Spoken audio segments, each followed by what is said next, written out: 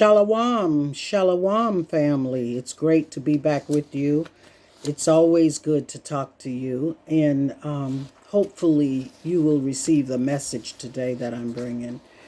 I'd just like to talk today. Mainly, one of the topics is about our holy days. It is important that we get together the holy days that we should celebrate. There are so many of them, so you'll have to take your pick as to which is very much more important. And one of them, and I'm not saying they all are not important. Yes, they all are important, but we can't celebrate them all. I don't think that we could do as our ancestors did or as it was done in the beginning. There was a different era, a different time in history. We're trying to find our God. We're trying to come back to our first love. And I'm going to tell you something, Hebrews. You need to totally submit to Him. We're living in a time now where these are truly the last days. And how do I know that? The last days, the Most High said, and most of you who are well read in the Bible, you can witness to what I'm saying is true. The Most High knew that in this end time that we was going to have a hard time finding the truth, learning the truth. He knew that the truth was not going to be readily available. So he said, search for truth like you search for silver and gold. So research everything you think you know. When you hear these videos, don't just believe what you hear. Research it and see if you come out with the same conclusion. But I'm telling you, don't let it be said too late. Get your soul in order. Get your families in order. Submit to the Most High God. Talk to Him. He is so lively. He said in these last days, He's going to pour out His Spirit upon all flesh. And our sons and our daughters shall prophesy. Our old men shall dream dreams. You know, there's going to come a time when He's going to be too late for you to seek Him. It's going to be too late for your soul to receive salvation. So, you know, and you wonder, how do you know that? You know, we always heard that this is the end. If you're waiting for the one world order, the one world order has already happened.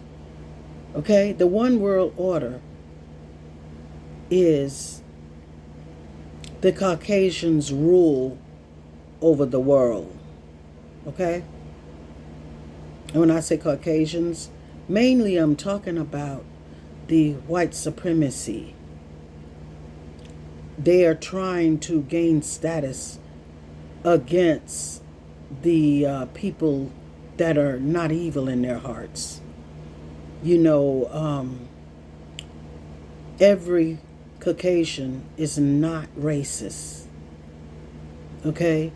But you have those who have been working to make this country a slave country again.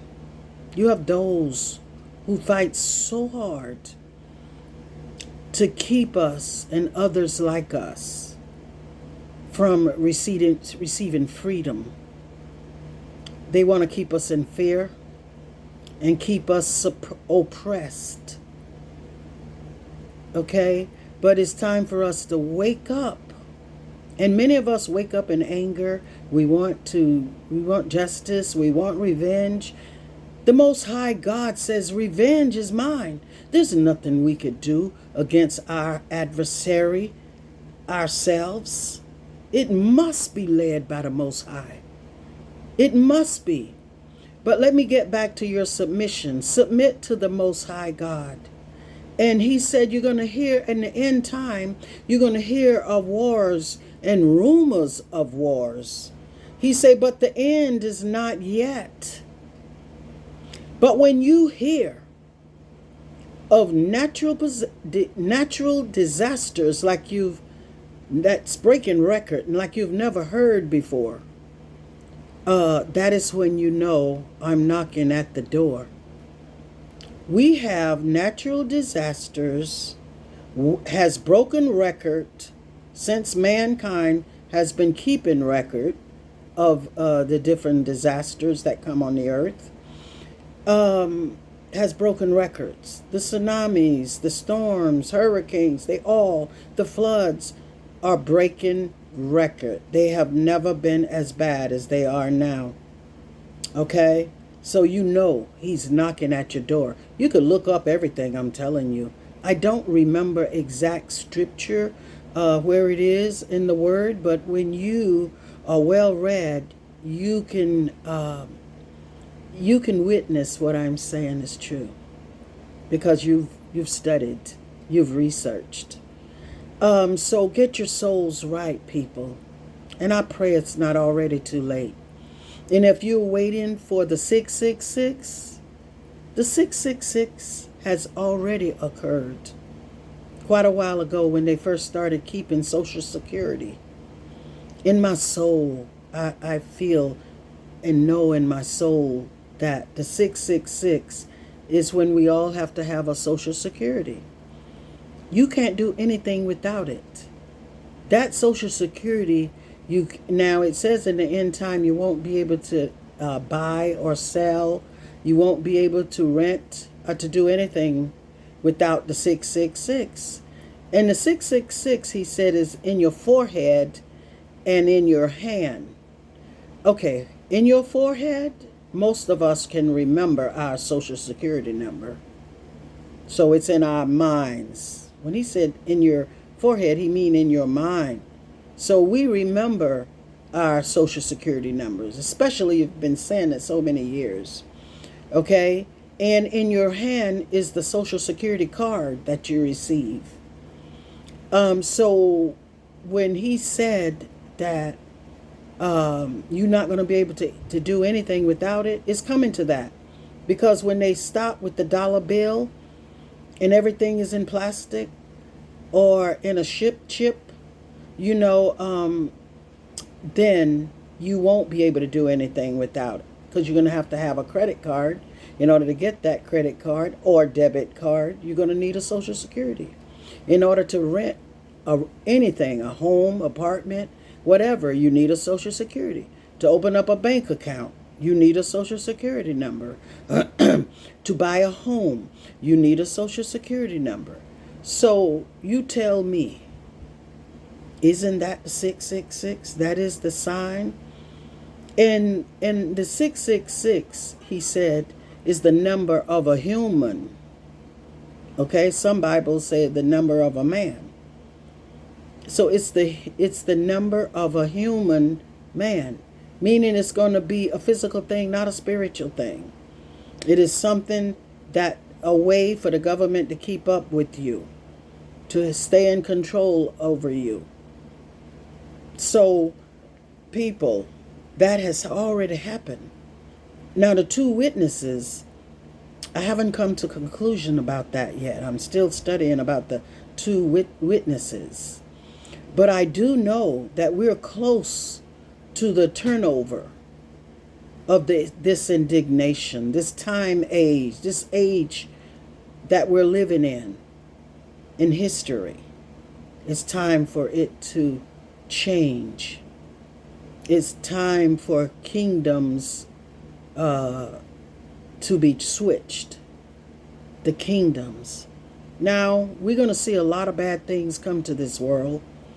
A whole lot of bad things are going to appear. And we are already starting to see things we've never seen before.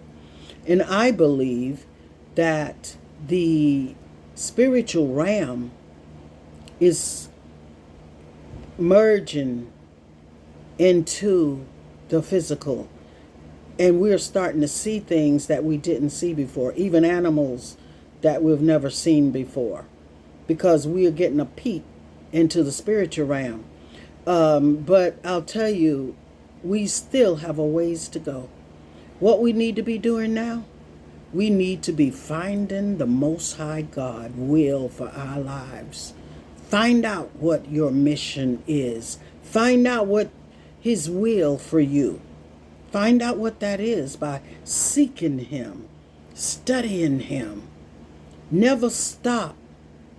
Keep Him on your mind day and night. And another thing I'd like to talk about today, our holy days. Our holy days are so important. Our holy days. And that is another way how we come back to the Most High God, through our holy days. And I'm going to name a few. And if you want to get the calendar, or even learn Hebrew, or get books on the Hebrew, a very credible website that I admire is soamibooks.com. soamibooks.com. Go there, download the calendar, which I believe is correct. Or you can even buy books or donate to this website. They're doing our people an honor, justice. They're doing something that I feel so great in my heart that they're doing. Everybody has a job to do. And we need to find out what that is. And whatever that is, you need to get on it and get going. But one of the holy days that I do think, a few of them, the Feast of Trumpets, the first day of the 7th biblical month, the Feast of Trumpets. That is one that we definitely should, we should celebrate. It's in Leviticus 23 to 25. Leviticus, the 23rd chapter to the 23rd to the 25th verse. Now, if you want to read about that, do that. And it's on September, it's today. The Feast of the Trumpet is today, the 25th of September. And the Day of Atonement. The Day of Atonement is when the Israelites fast and ask Yahweh for forgiveness of their sins. Forgiveness of our sins. And that is Leviticus 23, verse 26 to 32, if you want to read about it. The Day of Atonement is a must. Another day that is so important. Many Hebrew Israelites, many Hebrews,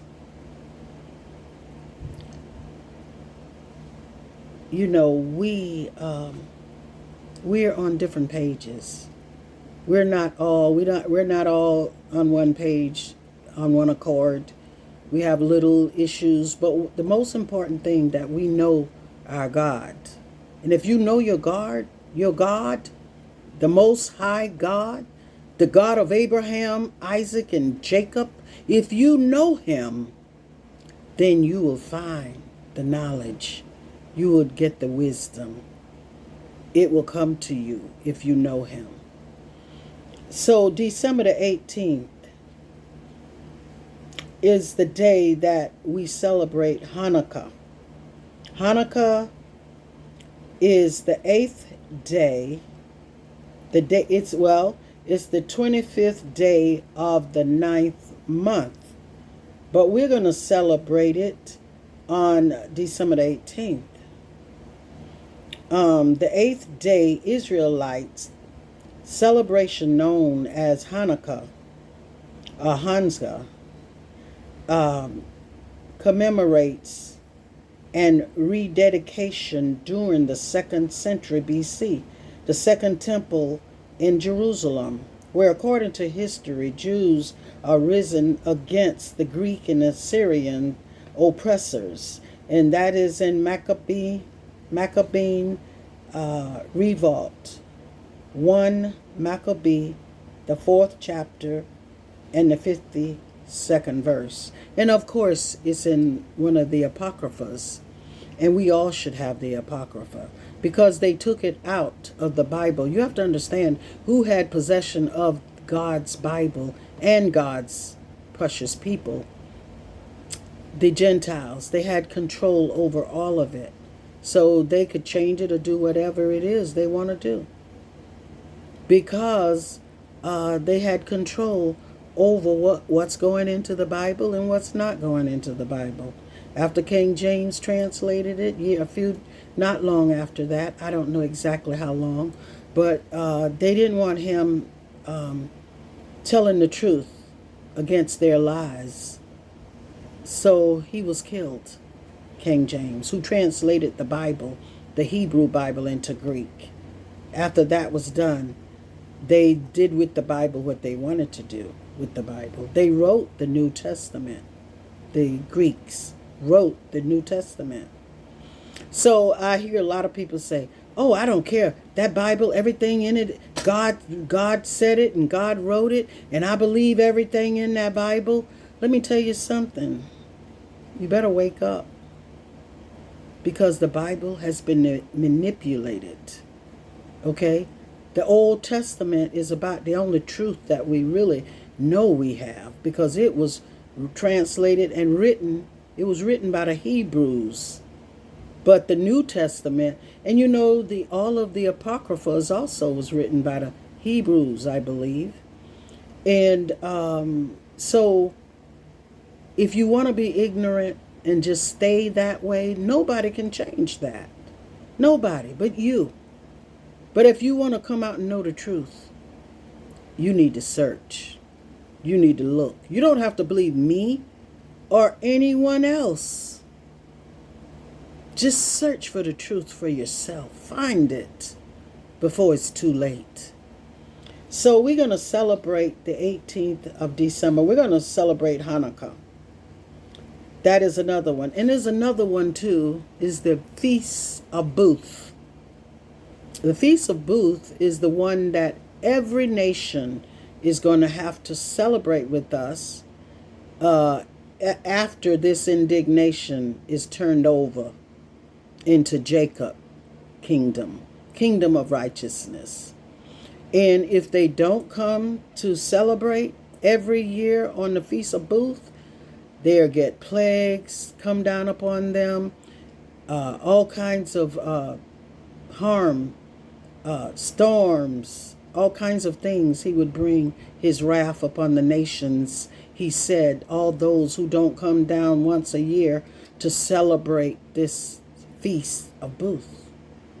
So it is going to be done, whether we like it or anyone like it at all. His will shall be done. And another thing I'd like to briefly talk about, some people, and I used to do it too, think that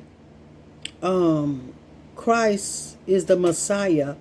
And when he's talking about Christ in the New Testament, we are placing Messiah in that place of Christ and Jesus. But when Jesus took on an image, he became a god and an idol. We cannot look at him no longer as the Messiah. It's a whole new ball game in that New Testament. And that New Testament was written for the Gentiles. It was written for, and if you read in Galatians, my God, in Galatians, I believe it's the 5th chapter, but I'm going to bring a video on about that. But I just want to touch on it a little bit. It says that, I think it's Galatians in the 5th chapter, if I'm not mistaken.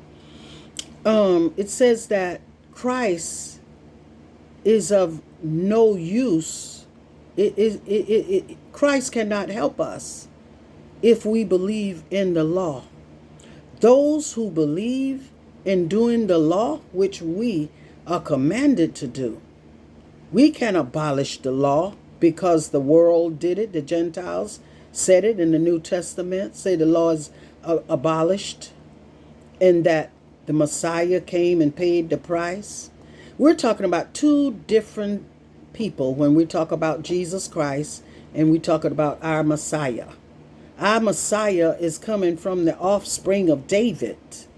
That's where our Messiah is coming through. And our Messiah, the way they got it written and say the things that it's related to the Old Testament, because they made up the New Testament according to some of the stuff in the Old Testament. But I want you to understand right now that if Christ is no of use, Christ, and that's not the word, I'm not using the proper word and terminology, but I'm going to bring it to you. And you know what? I'll look it up right now and bring it to you, because if you follow the law,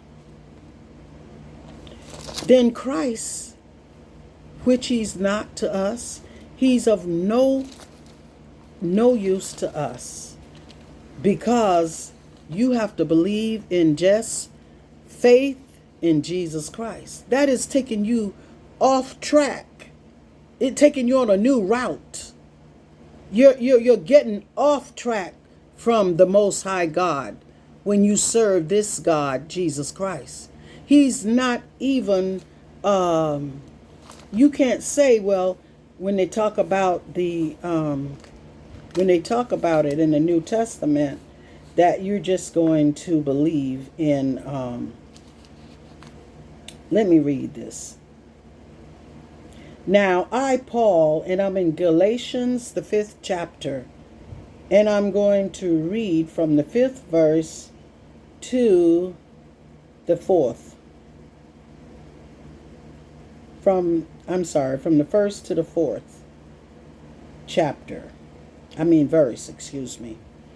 And it says here, for freedom, Christ has set us free. Stand fast thereof, therefore, and do not submit again to a yoke of slavery. Now I, Paul, say to you that if you receive circumcision, Christ will be of no advantage to you. Now, we do receive circumcision only in the heart right now. All of us that belong to him are circumcised in the heart. He carved his word in us. So if we keep to that word and to his laws, Christ is no advantage to us. And it's making it clear to us. I testify again to every man who receives circumcision that he is bound to keep the whole law.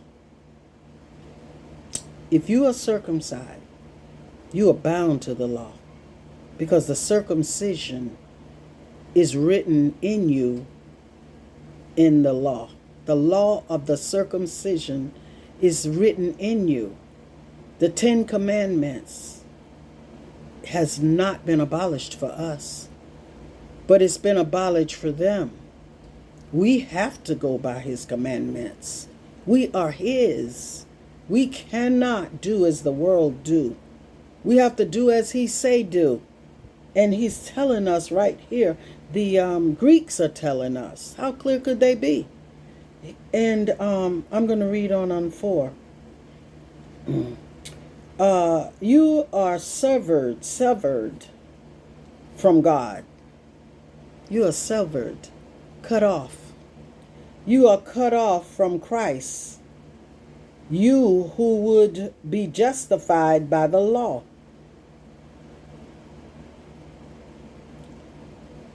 You who would be justified by the law. You have fallen away from grace. For through the Spirit of faith, we wait for the hope of righteousness. Now, that is what's said in the Greeks' own words. Christ is no advantage to us. So if you're a Christian and you are praying in the name of Christ, Jesus Christ, then he has become your God. The moment Jesus Christ took upon an image, there's a portrait of Jesus Christ is the beginning of a God. There's an image of him. So he is the one that's going to save you. He can't save you if you belong to the Most High God. Jesus Christ can't save you, and I hope Christians will get it and understand that this has been posed on us. Our ancestors who was enslaved for so long was forced to become Christians because they were told that that's the only way you're going to be civilized is to get Christianity. And they pushed their God on us. And we started serving their God. And it became common to us. And it was a thing that was bred in us and we thought was right. Because everybody, most of the world are Christianity. That is part of the one world order. That one world order, praising Jesus Christ. That one world order, white supremacy rule. And they're trying to bring it to the surface. They're trying to convince all Caucasians and other Gentiles that he's right. Okay? But there are some Gentiles that are not going to fall for it. There are some Gentiles that will stand up to the lie and say, no, I'm going to serve the Most High God. I know who God is. He's the creator of all things. And we hung his son on a tree. We hung his son. This is what they would say. On a tree. And they have been hanging his people ever since then on a tree. The cross was put in the word just to make it look good so that we won't connect the dots. But it also says in Ephesians that every man, everyone that hangs on a tree are cursed. Didn't they hang the so-called Jesus on a tree? Is he cursed? You have to ask yourself these questions. Because if you don't, and you continue in Christianity, you're not going to make it through this, what's coming on this earth.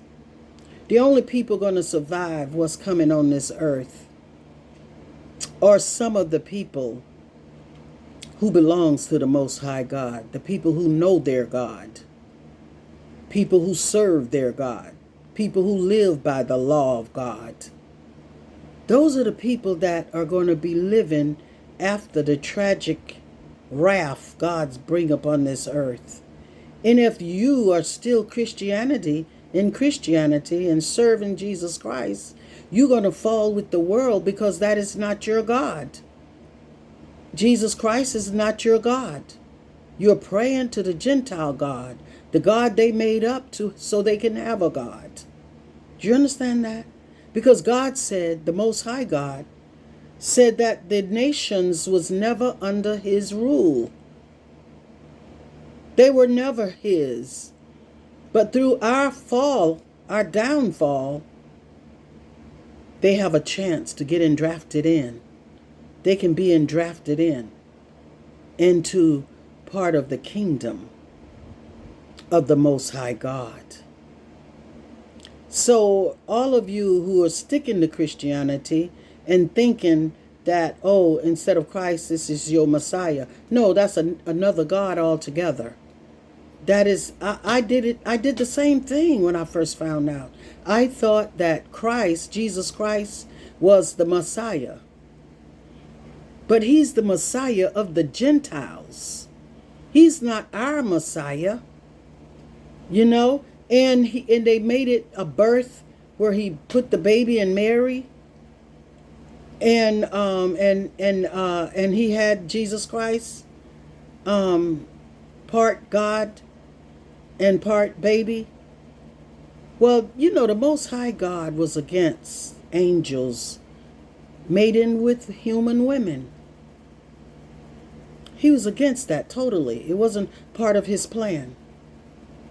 So do you think it's logical? Is it really true that he fathered Jesus in Mary?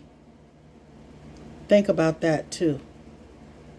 You know, to some, I sound like a sinner and I'm going to hell. Oh, she going to hell for turning against Jesus. You going to hell for choosing Jesus. You going to hell for getting another God, not coming back to your God. Our God said that we are as many as the sands of the sea. But very few of us will return to him. Very few are going to return. So I know that all this talking and all of us Hebrews, Israelites out here trying to get the message through to our people are not going to receive it. Many of them, most of them. And I know that. But I'm still going to give it a try. Just like Jeremiah. Jeremiah, I really pitied what he went through. Because he tried to tell the people about God is going to put them in slavery. He's going to bring his wrath upon them if they didn't come back to him. For 40 years, he warned them. And they continue to abuse him. They continue to put him in jail, tie him up and take him into another city. You know, they really, really didn't want to hear the truth. Just like today.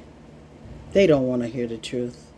But those who have ears to hear is going to be so happy to know the truth.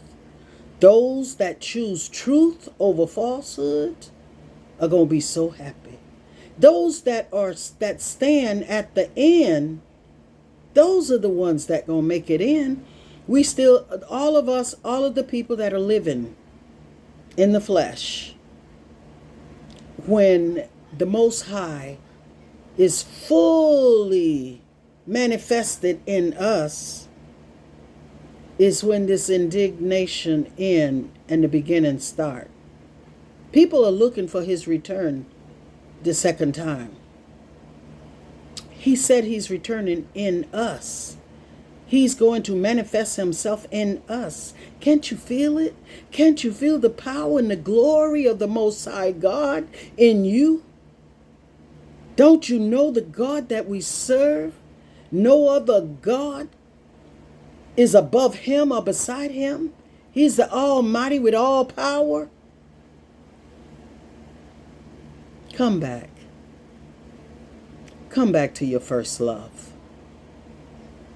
Come back and know him for who he truly are. But I'm going to come back to you again after I've done a little more research on Christ is no advantage to us. So I'm going to say shalom. It's been great talking with you again. And I pray to the Most High God that you receive this message with love. Because I have nothing in me but love. I cannot even hate. I can't hate those who hate me. I can't. Because we have to stand for the Most High. We have to be like him. And you need to work on it. We all need to continue to work on it. I'm still working on it. I'm still searching. I'm still seeking knowledge. We all should always seek knowledge. So until the next time, shalom.